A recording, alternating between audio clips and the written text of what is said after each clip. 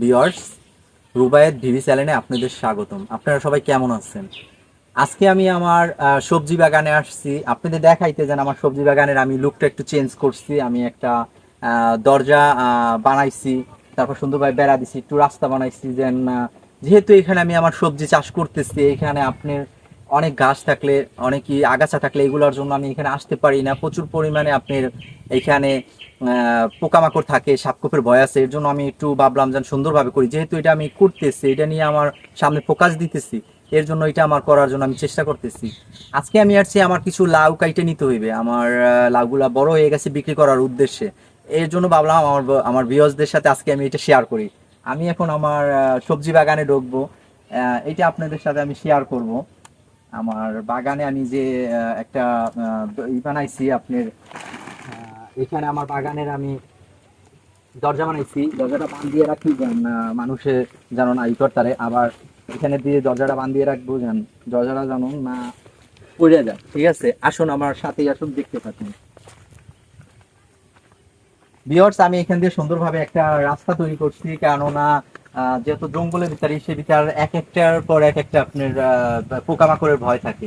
এর জন্য যেহেতু একটা সবজি বাগানই করলাম, বা প্রথম অতটা নিয়ে ছিল না যে পুরোপুরি ভাবে করব, কিন্তু ভাবলাম যে যেহেতু করছি একটু ভালোভাবেই করি।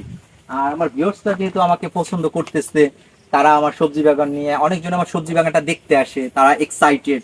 এর জন্য ভাবলাম যে একটু ভালোভাবে করি।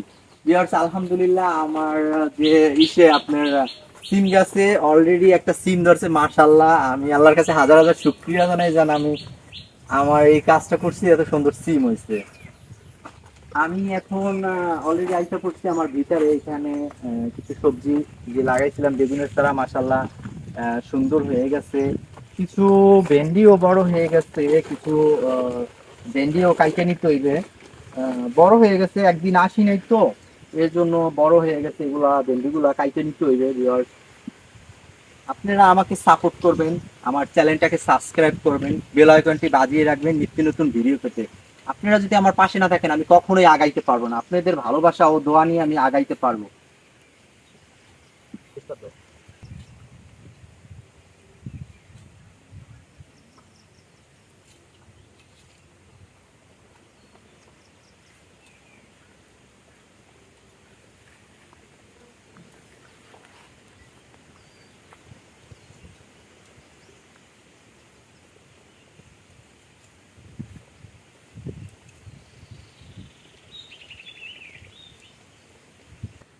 গাইস, আজকে আমি আমার লাউ বাগানে আসছি। আলহামদুলিল্লাহ প্রচুর পরিমাণে লাউ আপনার বড় হয়ে গেছে। এর জন্য আজকে বেচার উদ্দেশ্যে সব লাউগুলো আমি কাটবো।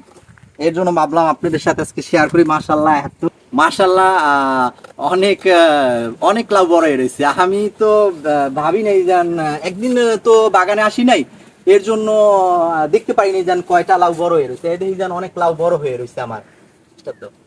ভিউয়ার্স, এত সুন্দর লাউ হয়েছে মাশাআল্লাহ, যে অনেক লাউ বড় হয়ে গেছে। আমি একদিন আসি নাই, এতেই লাউ বড় হয়ে গেছে। দেখেন, মাছি পোকা আবার অনেকটা ডিস্টার্ব করে। আমার এই যে কতগুলা করা নষ্ট করছে, প্রায় 4-5টা করা নষ্ট করে ফেলাইছে মাছি পোকা। মাছি পোকা দমনের জন্য তো আমার আরো কিছু পদক্ষেপ নিতে হবে। মাছি পোকা তো আমার নষ্ট করে ফেলাইতেছে আমার গোড়া।